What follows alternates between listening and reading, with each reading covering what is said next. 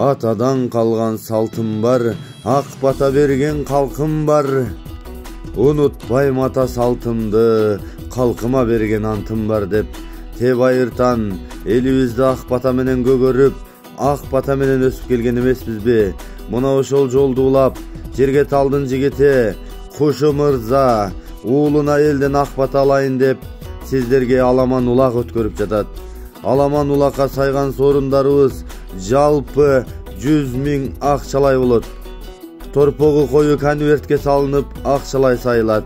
Анда эмесе, урматтуу улакчылар, ушул жылдын 28 ноябрь күнү жерге тал жерине келиңиздер.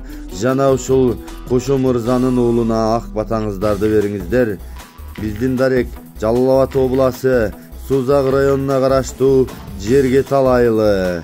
Сиздерди терең урматтоо менен мааракеси Кушу.